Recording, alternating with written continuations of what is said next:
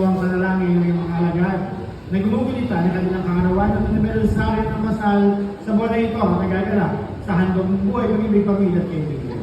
Pagpalain mo sila sa pamamagitan ng iyong patuloy na pananahan sa kanila at kupupin mo sila sa iyong pagmamahal upang maranasan nila ang darating ng mga masasayang taon at kaganapan sa buhay. Piniling namin ito sa pamamagitan ni Kristo ang aming Panginoon. Amen.